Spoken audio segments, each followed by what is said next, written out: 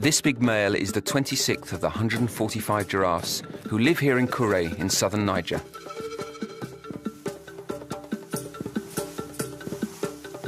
Number 26 is a white giraffe. The white giraffe is the last to live in its natural habitat and in contact with human beings in Western Africa, outside of areas protected by national parks. For scientists, he's number 26, but the villagers called him Long Neck because of his interminable neck. He's almost 20 feet tall. With his head and legs that are almost white, and the wide reticulated pattern framing the fawn spots of his coat, the white giraffe of Niger is the lightest coloured of all giraffes. At the beginning of the 20th century, the giraffe was a very common animal in Western Africa.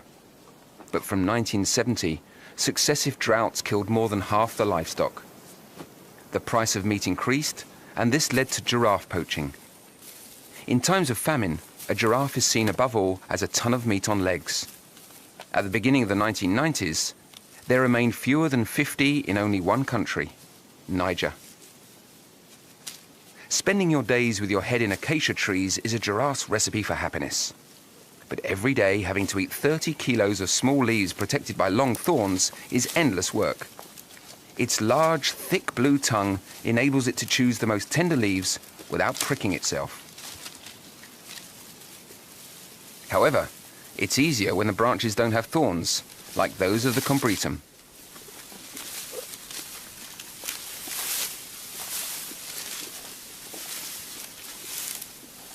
Contrary to appearances, the giraffes of the Niger don't live in a desert, but in a territory completely settled by man. They share their pastures with domestic ruminants, such as dromedaries. Fortunately for Longneck, the dromedary doesn't eat at the same level as he does. With a height of 6 meters, the giraffe remains unrivaled, which has often saved its life in times of famine.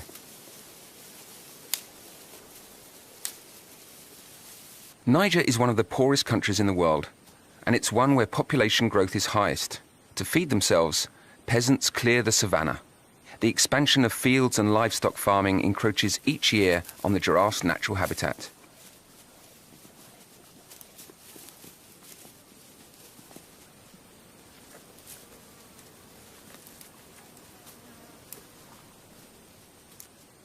In such conditions, there is reason to be concerned for future generations. When he was born, this baby giraffe was hardly 6 feet tall. During its first 2 years, it grew 3 inches a month. But to reach the 15 feet of his mother, he will have to eat many more leaves, if there are any left. This morning, Longneck and his females witnessed the destruction of their larder. Fatih, Fatima and Zara need money to feed their family. During the dry season, the men go off to work in neighbouring countries, and the women have to manage alone. They come into the bush in search of firewood. In principle, in the areas where the giraffes live, it's forbidden to cut acacias. But there aren't enough wardens to enforce the law, and in southern Niger, wood is the only fuel for cooking. It's impossible to go without it. But with each acacia cut down, a little more of the giraffe's future disappears.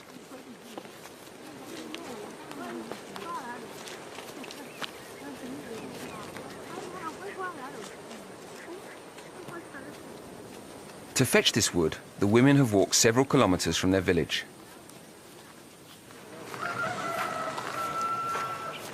It will be sold to merchants set up on the side of the road leading into Niamey, the capital. For each bundle, they will get 24 African francs, about 3 euro cents.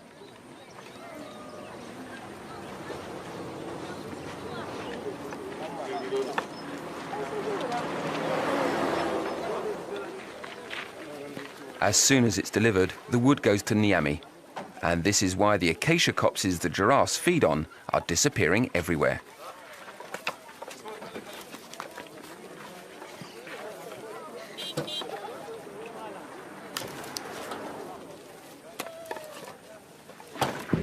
There are a few areas being reforested, like this one, but they've been planted only recently. And it takes much more time for an acacia to grow than it does to cut it down. In the meantime, the giraffes need to eat every day.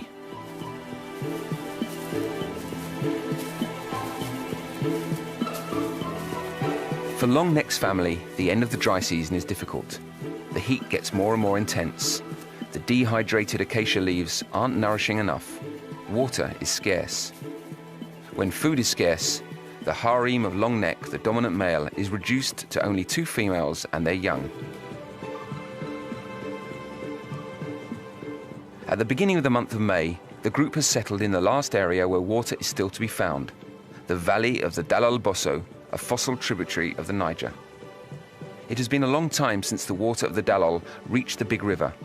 But here, in the middle of the drought, when everything is parched yellow, the last waterholes still sparkle among the lush green vegetation of the Dalal Valley. The Dalal Bosso Valley is a welcome oasis. It's where the villagers breed their cows, sheep and goats in the shade of the old trees. For the giraffes there is a problem though. The cows hog the ponds to themselves all day long. And the savanna giants are fearful beasts. To avoid conflict, they wait for the herds to leave before going to drink. In fact, the shepherds chase the giraffes away when they see them approach the water. They reserve the precious liquid for their herds.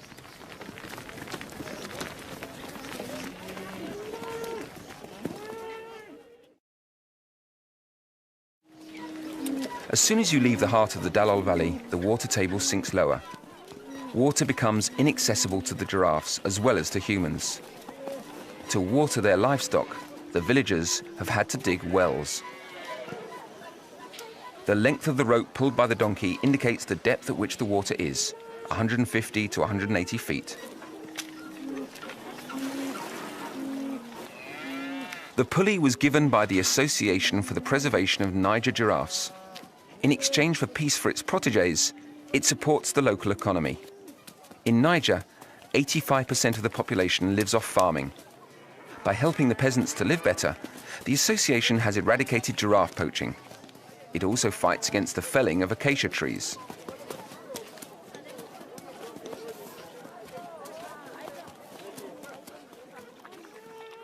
The giraffes never come to drink from the wells. They have to find water on their own.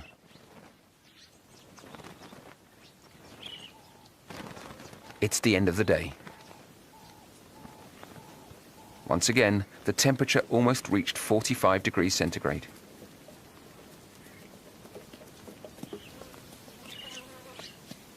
During heat waves, you have to queue up to get close to water. Blackbirds and doves hurry to drink before the cows arrive.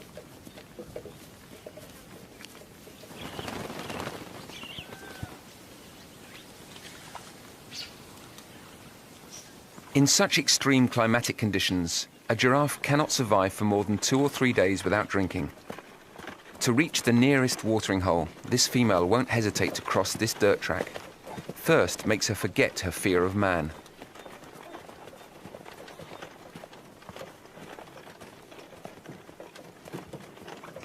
It's true that she no longer risks her life when approaching humans, since poaching has stopped. But boldness has its limits. She's waiting for the cows and, above all, the shepherds to leave before approaching the water. During the entire dry season, giraffes can never drink before nightfall. It's 11 p.m. The cows have bedded down. Everything's quiet. But she can't even take a drink on the sly. A spying filmmaker has set up some lights.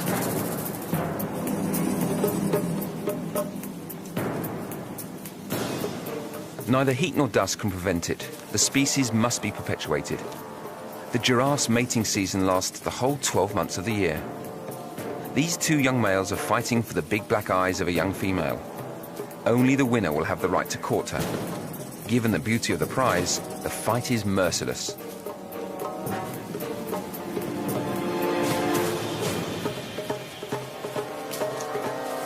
The opponents stand sideways. It's the fighting position. Blows with their necks, their shoulders and their heads. No blows are forbidden. The tips of the horns are blunted, but they can still inflict wounds. Worse, the opponents could break their necks. Only 7 vertebrae for such a long neck. That's their weak point. A single vertebra out of place, And that's how one dies for love among giraffes.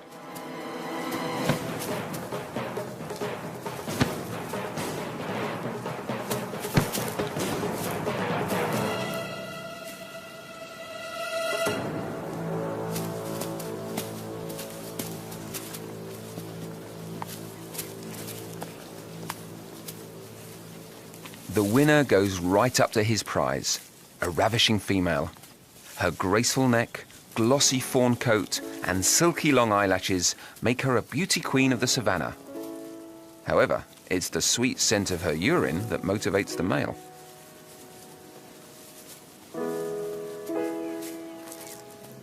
She releases a few drops, just to signal she's receptive. He curls his lip. It's the Flehmen test. They seem to be on the same wavelength, but in the end, it's always she who decides.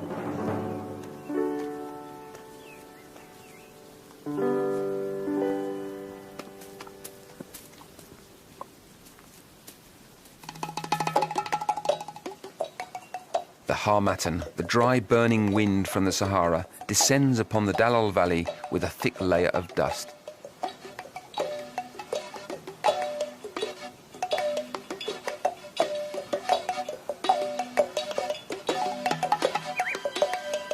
The air is unbreathable, but never mind. This morning, Longneck, the dominant male, is feeling affectionate, loving even. One of the two females of his harem is on heat, as every fortnight, until she's impregnated. She's playing up a little, but Longneck knows he needs to insist. He'll follow her closely the whole day long, repeatedly cuddling up to her until she changes her mind. If she wants. Perhaps.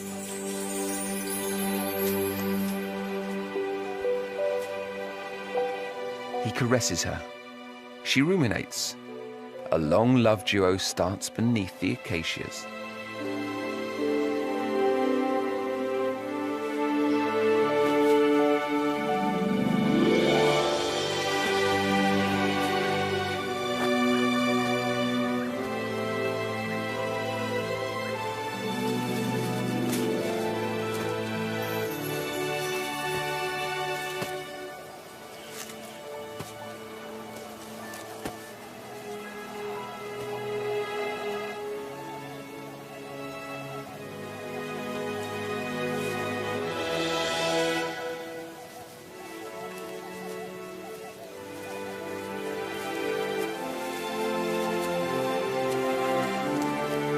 Among the giraffes, when you're in love, the females lead you on, far and for a long time.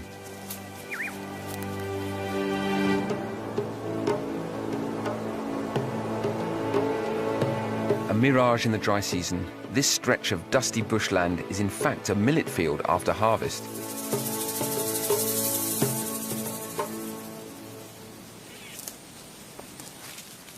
At the end of the month of May, since there's nothing left to eat or to trample on, the giraffes wander through here without bothering anyone. Not for long, though. Today, the children of the village of Canare have come to clear the field. There's no time left to lose. In a few weeks, with the first rains, the men who went far away during the dry season will return to plant the millet. The field must be ready for planting. The men will stay with their families in the village until the millet harvest at the end of October, before setting out again.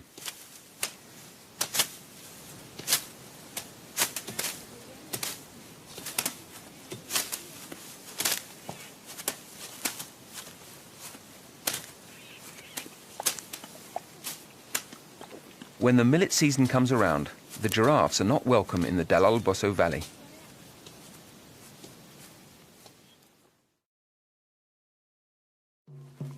The domestic livestock is also asked to pasture elsewhere. The Fulani shepherds leave to take their goats, cows and sheep to pasture in areas of the savannah that aren't cultivated, several tens of kilometers from here.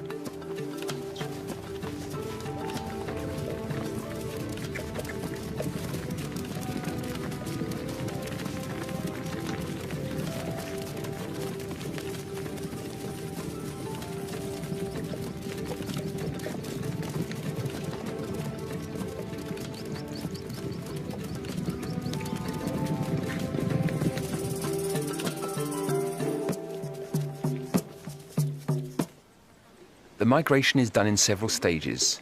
The young Fulani shepherds set up camps next to their herds. They will remain there several days, the time it takes to graze all the grass before going on to the next place.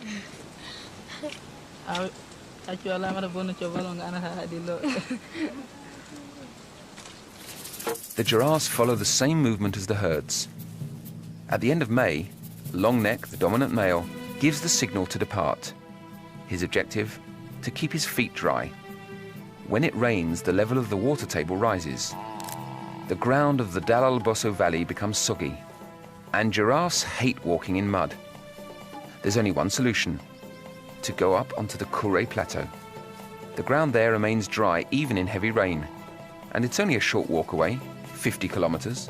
From acacia to acacia, the dominant male and his harem cross the area where the granaries hold the remains of the last harvest. In this one, a prudent peasant has saved a big pile of rather tempting goodies. On the left, peanuts. On the right, dried beans. All of which are full of protein. A real feast. But the peasant has used barbed wire to make his granary giraffe-proof. It's impossible to get a single mouthful.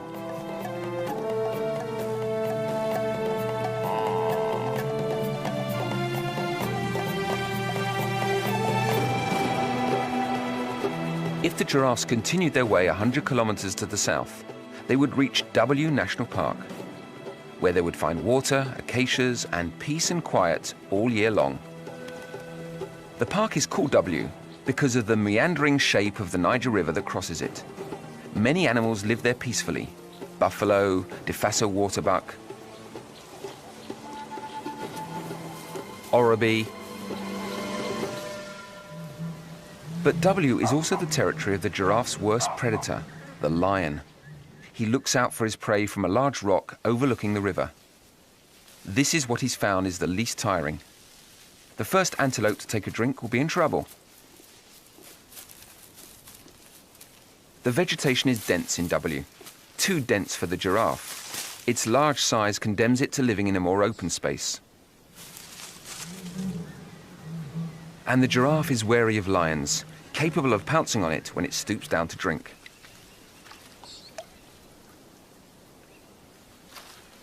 The river has other teeth, those of the Nile crocodile.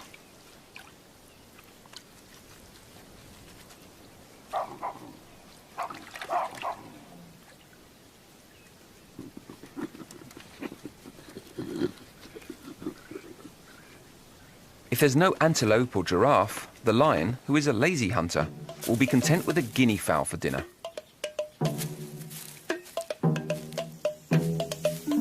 So the giraffes won't go into W. Their road stops in the tiger bush. This is a degraded savanna where vegetation and laterite alternate in parallel strips, in a pattern resembling the coat of the tiger.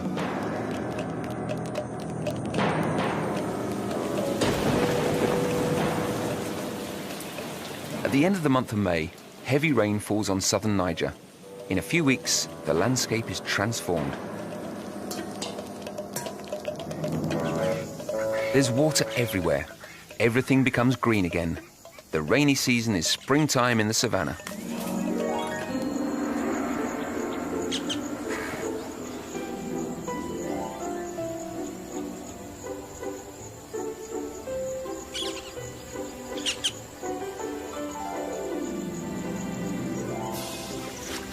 For the giraffes, life has changed.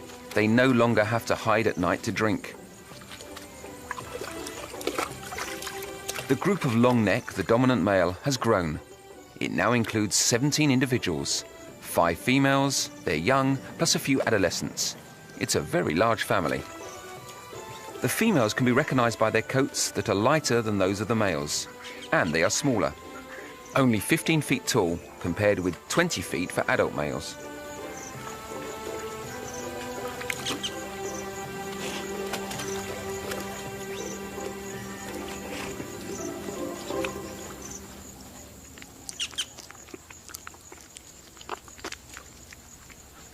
The size of the groups increases with the quantity of food available. What's more, giraffes love being in a group, and the larger the group, the more opportunities they have of showing their affection to one another. During the rainy season, The acacias of the tiger bush become covered with tender young shoots. The giraffes make the most of them.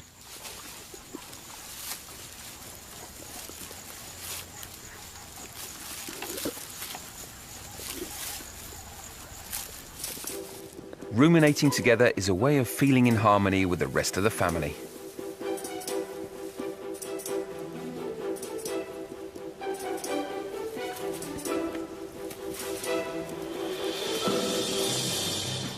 At the end of September, the Dall'Alboso Valley is covered in a mosaic of green.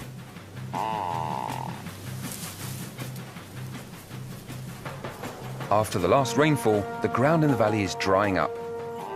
The giraffes will be able to walk there again without getting their feet wet. As every year, in the beginning of the month of October, Longneck leaves the tiger bush to return with his family into the valley.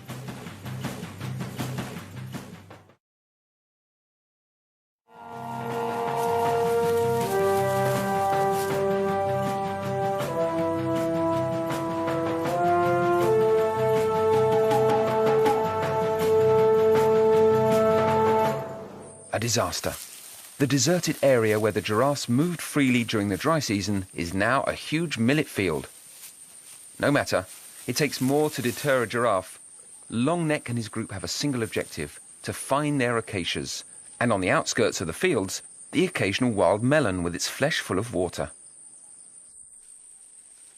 Of course, to get to the acacias, they've had to trample the peanut fields a little, and the peasant woman who planted them is furious. In fact, the acacias which grow between the fields are the remnants of the original savanna, the ancestral territory of the giraffes. Giraffes and humans are competing to use the same lands.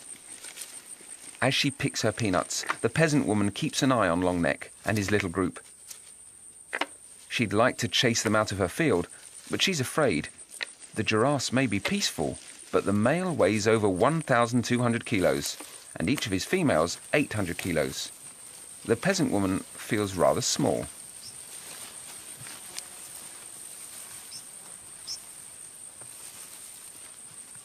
The peanut fields are hemmed in by the millet fields. The giraffes don't eat the millet, but as they walk through the fields, they break the stems and make the grains fall. The owners would like to put fences around their fields, but the price of barbed wire is beyond their means, so they can't prevent the giraffes from entering them.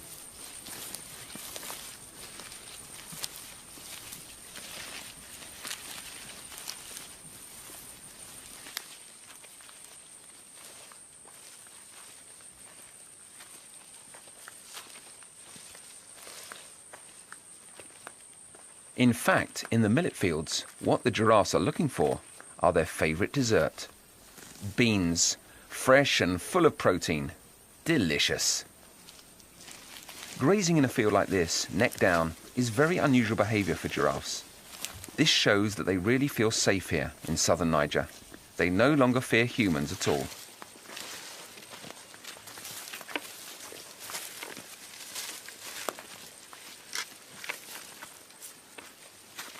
Fatih and Balkissa, two women from the village of Tolo, have come to pick the beans they planted in the family field.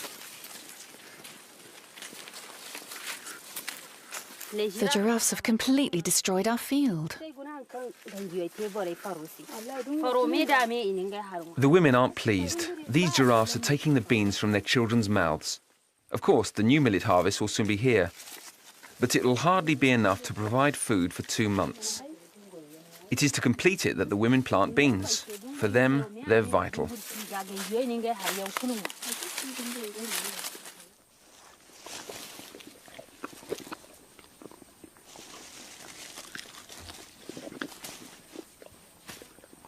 Fatih complains to her husband, Ibrahim Abdullahi, the village schoolteacher. Look, the giraffes have destroyed everything. You didn't find any beans to pick? That's all you found? This is what we found. What's the matter with these giraffes? I'm going to talk to the association. Otherwise, if ever they come back into my field, I'll cut off one of their legs. But they're important for us. They leave nothing for us in the fields. Even the ordinary beans we eat, there are no beans. I want to talk to the association. The association to which Ibrahim intends to complain is the Association for the Preservation of Niger Giraffes. The people in charge are Pierre Gay from France and Omer Dovi from Niger. The association won't reimburse Ibrahim for the price of his beans. It doesn't directly compensate the victims of damage caused by the giraffes, but it distributes microloans, funding of several tens of euros, which allow the villagers to develop economic activities. Indirectly, this compensates for the damage. Pierre is the owner of the Douai-la-Fontaine Zoo in France.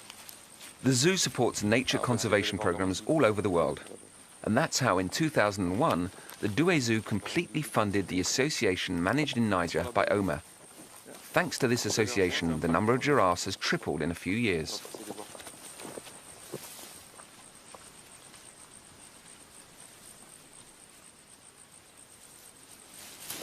There are constantly new projects to support. This morning, under the palaver tree in Diri Bangu, the subject is the funding of new wells. Omer points out that the credit afforded by the Association for the Preservation of Giraffes is repayable. Bad payers are barred from the list, but this is not the case here. De l'ouvrage. C'est un village qui n'a pas de problème. Tout à fait. Dans ton village, il y a parmi tes villages là où on a quitté, toi tu le sais. Donc vraiment. This well will avoid the women having to walk several kilometers in the sun with 20-kilo buckets of water on their heads. They will be able to focus on more profitable activities.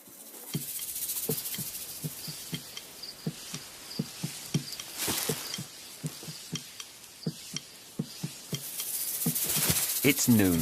Longneck and his family spend the hottest hour of the day ruminating. The acacia provides shade and meals. It truly is the giraffe's best friend.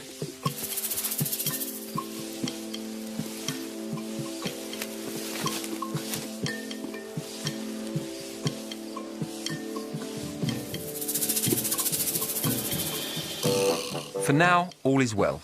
Longneck has successfully returned to the valley of Dalal Bosso. The trees in the area bear enough young shoots, the ones the giraffe eats first. After its passage, the tree will regenerate by growing new buds.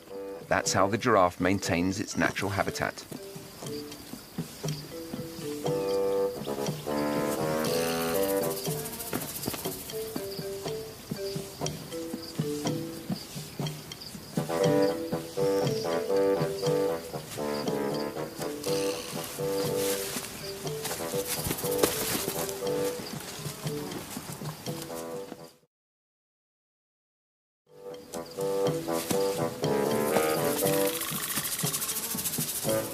Around here, there are really too many stinging insects. They have proliferated during the rainy season. Other animals, such as the elephant or the buffalo, are used to taking mud baths to rid themselves of them, but not the giraffe.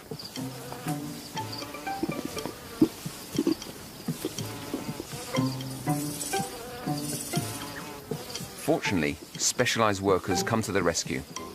Oxpeckers, birds that live attached to their coats who feed almost exclusively on their parasites.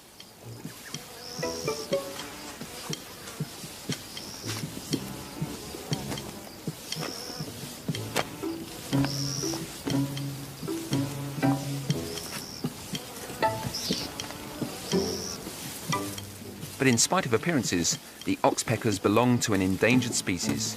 Insecticides are contaminating their food chain and reducing their fecundity.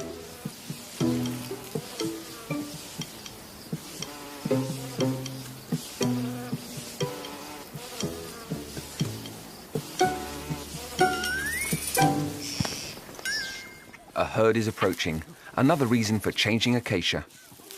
An incredible quantity of flies and different insects harry the cows. Even an army of famished oxpeckers couldn't eliminate them. In addition, these herds, badly cared for, carry parasites and diseases, dangerous for giraffes. When the cows arrive, Longneck and his family immediately move away.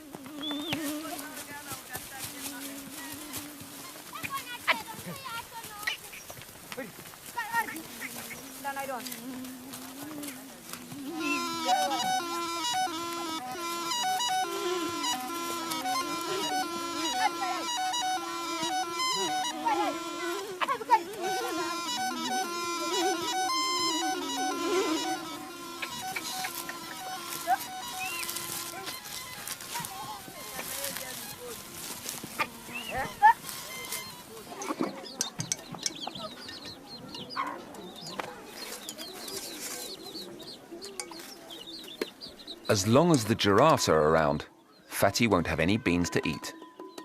As compensation, the Association for the Preservation of Niger Giraffes has given her a microloan of 25,000 African francs, approximately 38 euros. With this money, Fatty has bought a big sack of wheat flour, oil, yeast, salt and sugar, and she started selling fritters.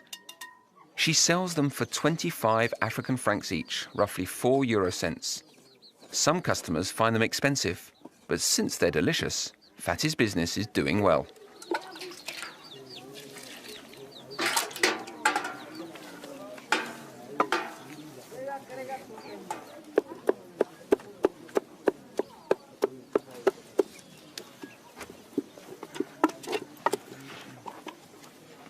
The dough has to rise several hours in the sun.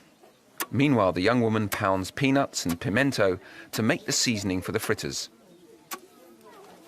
She then carefully tidies and cleans her house. Fritter lovers come to buy them at her home, and everything needs to be tidy to receive them. Thanks to these fritters, Fatty's family lives better. In exchange, she lets the giraffes eat the beans in her field.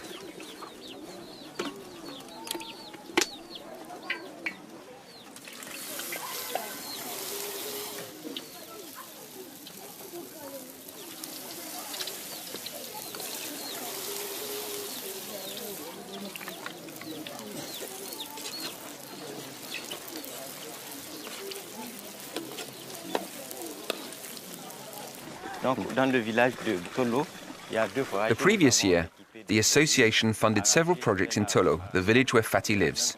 The most spectacular is the well with the pedal mechanism.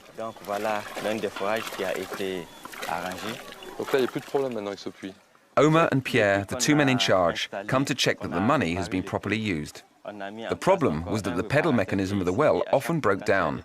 The hardest thing was to find a competent repairman. But everything's fine now. It's working. Each family that comes to fetch water at the end of the month pays 100 francs. It's with this money that the small repairs are made. So everyone benefits from it, and it works now.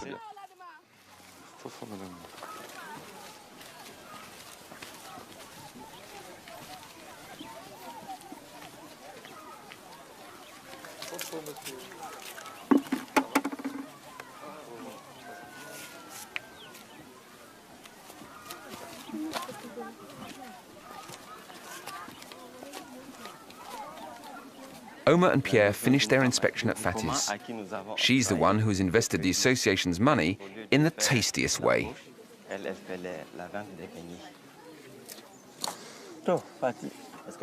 Have you made a profit, or are you just doing it like that?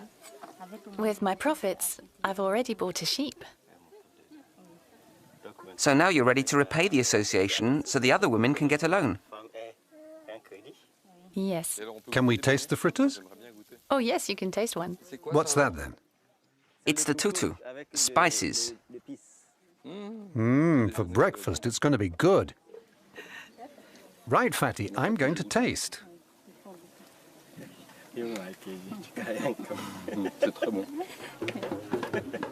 Pierre and Omar's visits never go unnoticed. The griots, the village musicians, have composed the Dance of the Giraffe in their honor. The whole village knows it by heart.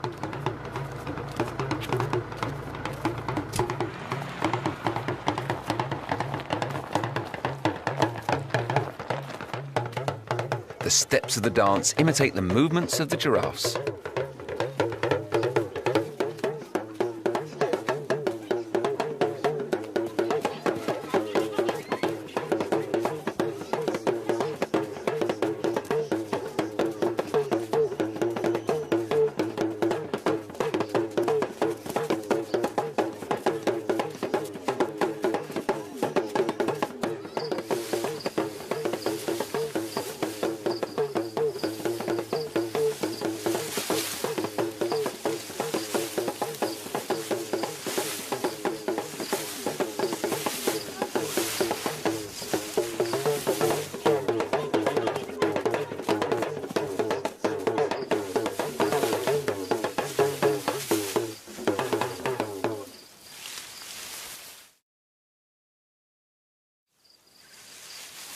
It's the beginning of October, The insects born with the rain sting even harder at night.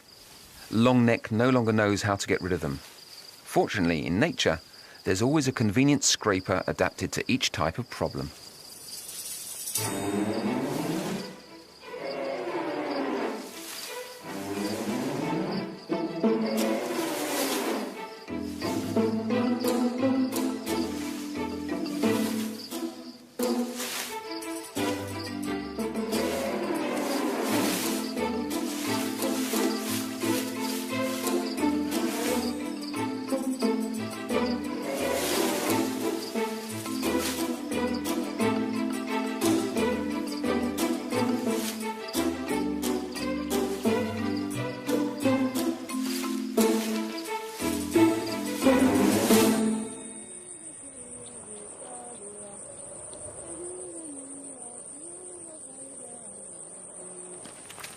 It's the end of the day.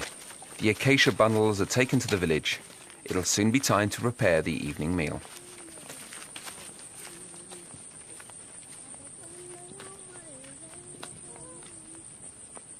In southern Niger, few villages are supplied with electricity. People live with the sun. And all year round, the sun sets at around 6 p.m.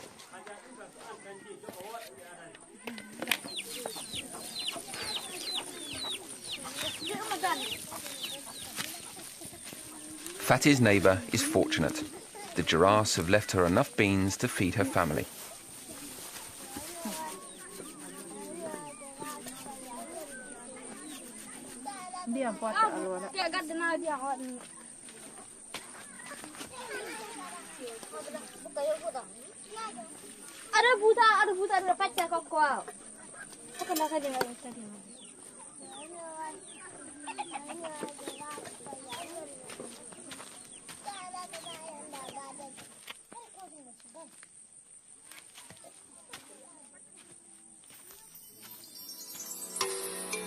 Nightfall doesn't cut the giraffe's appetite, but there's a problem. In Long Neck's area, the acacias are becoming scarce. There only remain a few old, very tough leaves that aren't at all tasty. In this area, the number of acacias has declined due to wood cutting.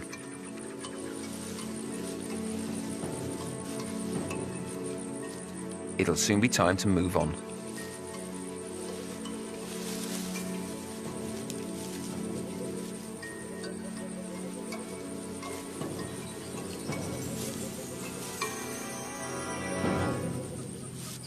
Sunday morning. It's market day in the village of Kodo. Everyone uses the same dirt track. A few humans aren't enough to bother a large group of giraffes, but 17 giants at the same time is impressive for mere human beings. Longneck and his family are also off to market. In the end, it was the acacias they were grazing on that chased them away. In fact, acacias have a secret weapon against giraffes. Above a certain limit of consumption, they secrete a tannin-based toxin which keeps predators, in other words giraffes, at bay.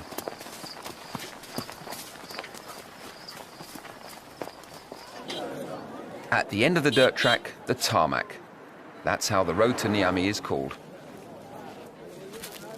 The villagers from the surrounding area come every Sunday to the market in Kodo to buy and sell vegetables, poultry, craftwork, and even acacia wood. The giraffes won't be eating any leaves from them either. The acacia branches will be used, among other things, for cooking kebabs.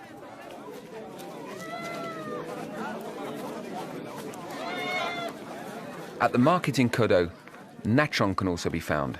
It's a mineral salt extracted from the ground.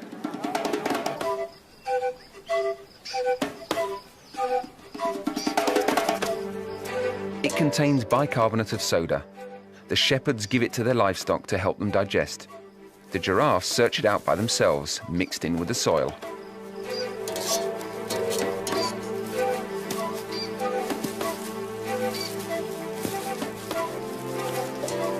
Longneck doesn't regret having moved. This place offers everything a family of giraffes needs to be happy. Mineral salts and fresh acacias covered with tender leaves.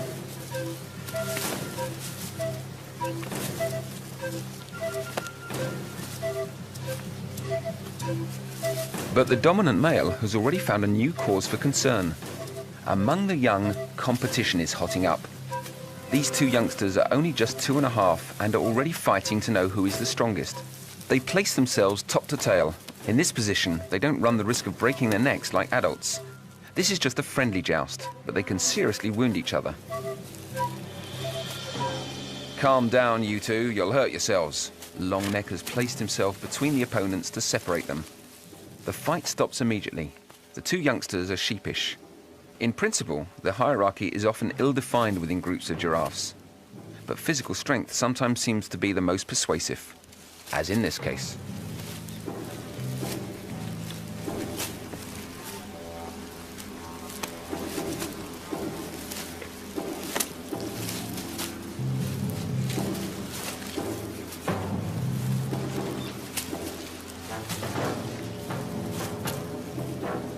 Longneck intervenes.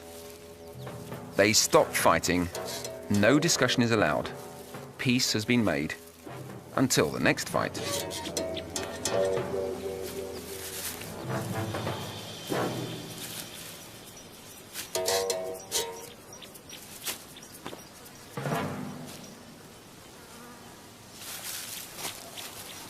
Hardly is this problem resolved than Longneck, the dominant male, faces another conflict. His power of seduction is challenged. A young adult male dares to court the prettiest female in his harem.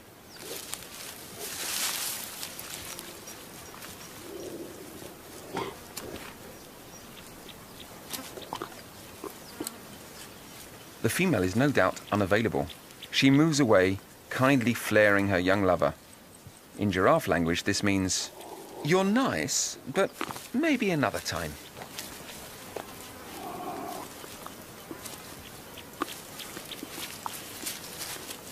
The young male isn't put off. He insists, "I'll follow you until the next acacia."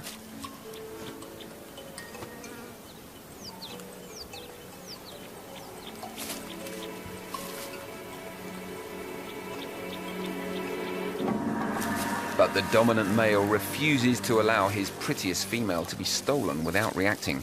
He pounces on the couple and chases his rival without further consideration.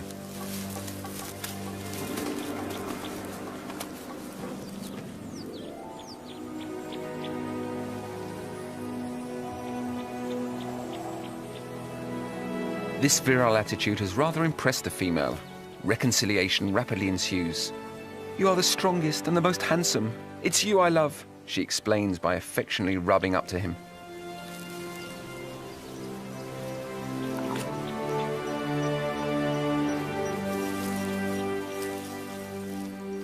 The fight is over. To seal their friendship, the two young males pretend to mate.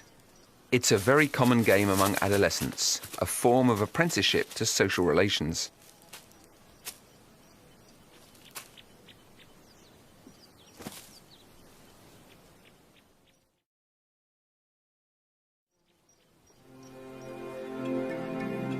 Longneck has mated for real.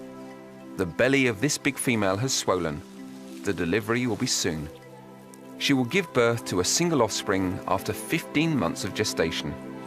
In the course of her life, which will last 25 or 30 years, she will have no more than 8 viable baby giraffes.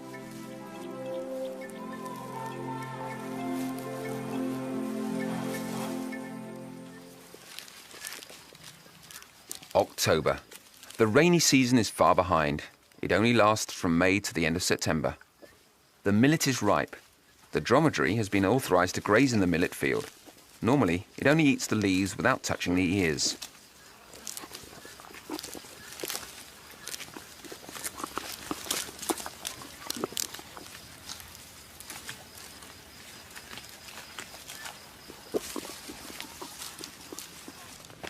The ears of millet are harvested by the humans.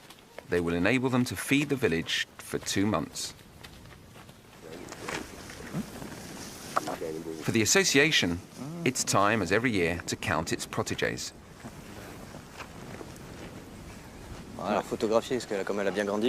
The photos taken in previous years make it possible to recognize each giraffe from one year to the next. Jean-Patrick Seurat, the researcher employed for the counting, has coloured on the photos the clearly identifiable markings he has spotted on the coats of each of them. Thanks to the photos from last year, Kimber Ide, the guide, immediately recognised female number 210. She's identifiable thanks to the marking at the base of her neck. It's the one that's coloured in the album. The giraffe population has increased again. Captain Zumari Salifou, in charge of the giraffe unit at the Ministry of the Environment, is satisfied. That's a young giraffe of this year. The protection measures are effective.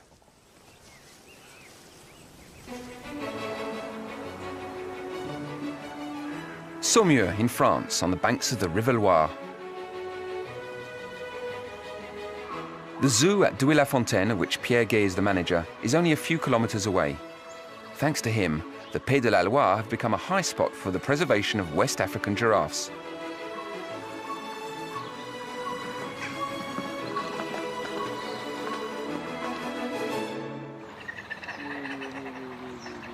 Back from Niger, Pierre is greeted by the siamangs, monkeys from the tropical forest of Malaysia and Sumatra.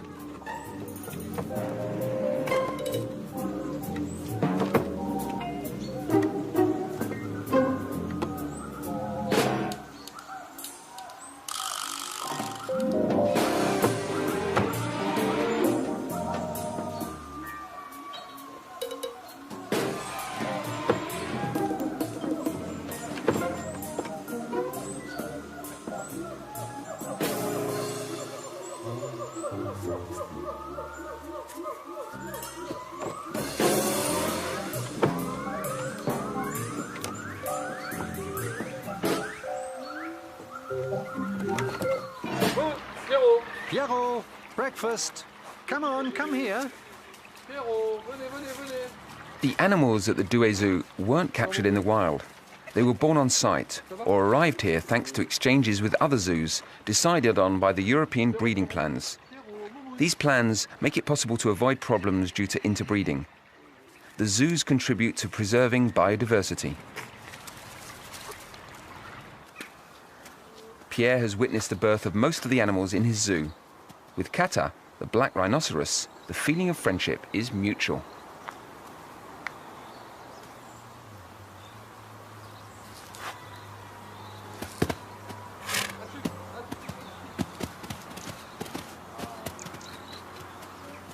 The giraffes of the Douai-la-Fontaine Zoo don't come from Niger. They are descendants of the giraffes of the Vincennes Zoo in Paris, imported from different Western African countries since the 1930s. This morning, Pierre Gay is expecting news from Omer Dovi. Hello. Hello? Omer? Yes, Pierre. Hello, how are you? Recently, giraffe territory has benefited from a mobile phone network.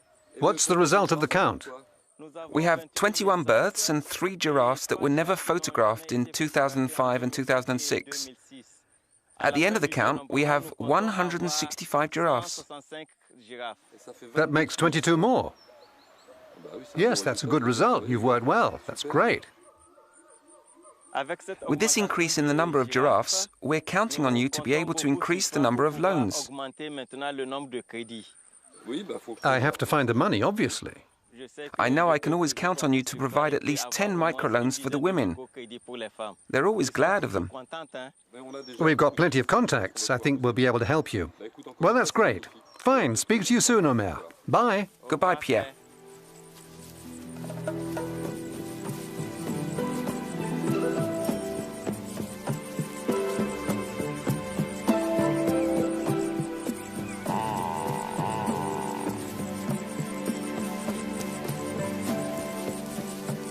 The end of October in the valley of Dallol-Bosso.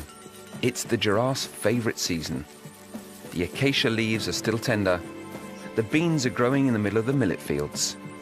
Many young giraffes frolic about under the protection of their mothers. And there will soon be other births. During the last count, the association spotted 40 females in gestation. The last giraffe of Western Africa is doing better and better. The counts are proof of this. The population has tripled in 15 years. It's a perfect example of a successful nature preservation action.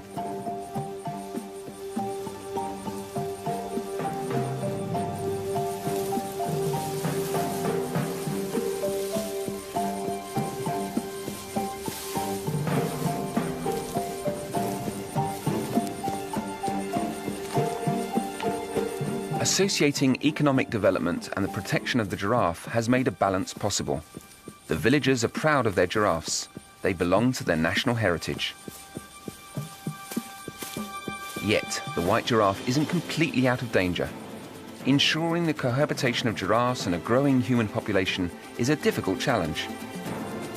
The felling of acacias, the expansion of farming and repeated droughts that heighten competition around watering holes remain serious threats. When it comes to protection of the environment, the battle is never completely won. But as long as there are acacias, Longneck, his family, and the other 148 giraffes will be able to live happily in the savannah of Niger.